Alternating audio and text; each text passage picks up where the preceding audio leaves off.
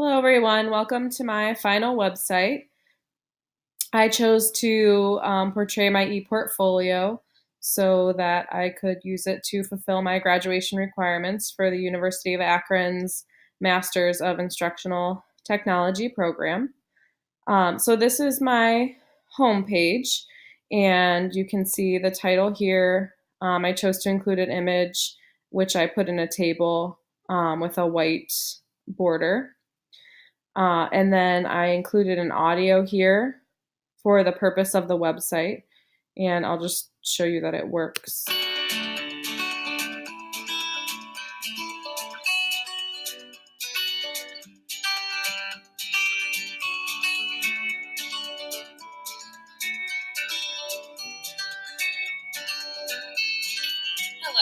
my name is Kristen Jones. Welcome to my ePortfolio. So if you were to listen to the rest of that, you could continue to hear the purpose of the website, which is to showcase all of the information I've learned from the University of Akron website based on the technology standards, and to house my artifacts and reflections, and to show what I've learned and mastered in the program. So some other aspects of this homepage include the contact information here. So you can see I have my name here and then a link for email. So if I click on the email, that will go ahead and pop up. We don't want that now. I also have included the validation logo here, as you can see. At the very bottom, I included copyright information and when the website was last revised, which was today. I also chose to include a link that, when clicked, will take the viewer back to the top of the page. Not as helpful on this page because it is smaller, but on some of the other pages, it's included as well. So you'll see how it could be helpful. So as we continue, we move on to my next tab on the navigation bar, which every page has the navigation bar here included, and it's the same on every page, and all of the links work. And you'll see the design as well is the same on every page. Originally, in my design document, I had wanted to use a blue background with white text because I teach in the Brunswick schools. And so I thought it would be nice to kind of align my colors with the school I teach at. But when I was doing that, I decided that the blue that I wanted to use, the Brunswick blue, was a little too bright, a little too much, and I just didn't really like the aesthetics of it. So I changed it to this light lavender pink color with the white text, because I felt like it was more pleasing to the eye. So as I go on to the leadership page, you can see that I have the title leadership here. I chose to include an image, which I have on each of my pages, as you'll see. Below here, I included the credit for this image. I included the visionary leadership standards from the ISTE standards that we've been using in the program. And so if one wanted to see that, they could view the standards and view what I've mastered in the program, or what I will have mastered once I finish all of the courses.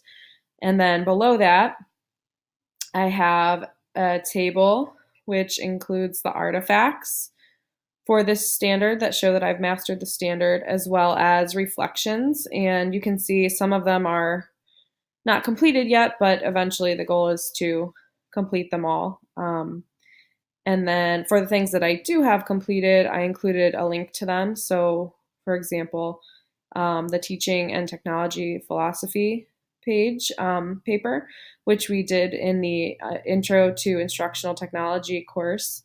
I included that here in a link.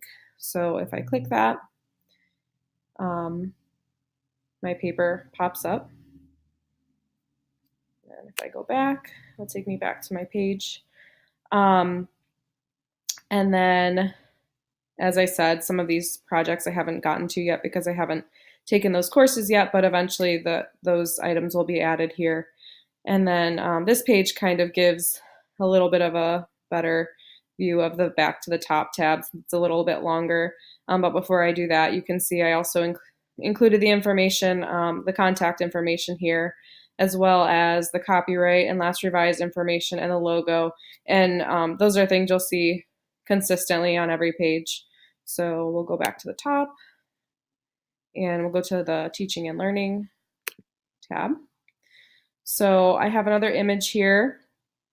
You can also see I just provided information that parent consent was given and provided for these two students to be included in my website. We have the standards again, the ISTE standards for the teaching and learning, as well as my artifacts and reflections for this standard, which include some things, again, that I haven't gotten to yet, but you'll see here I did take educational psychology, so I can show you that my link is active here. It'll take you to my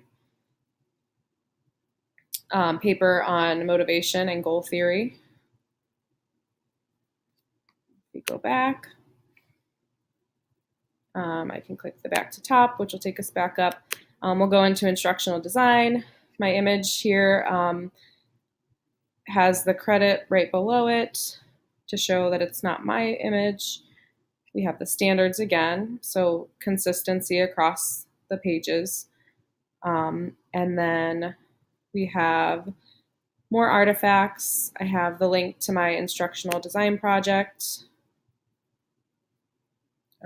which I completed in a group with 2 other people. So that's that. As we go to the bottom remains consistent as well. Go back to the top and go to the multimedia development page. We have an image which I photoshopped in one of the mini projects that we did. So that's there. And again, we have the technology standard that goes along with the multimedia development. We have my link to the mini projects here. So you can see all my mini projects, which you have probably already seen. But that link would take you to those websites. And then some more things that I'll be adding later. If we go to the professional development page, I have another photoshopped picture within the table, the standard there, as well as some artifacts, which I intend to gather more as my time in the program goes on. I decided to just add an About Me page, and so I included an image, and I included the iMovie from Mini Project 6 here, so I'll just show you that kind of works. And if one wanted to continue watching that, they could do that to learn more about me. I also chose to include the University of Akron homepage. So that's an active link there. And so even though I kind of changed a lot of things from my design document, most of the design stayed the same.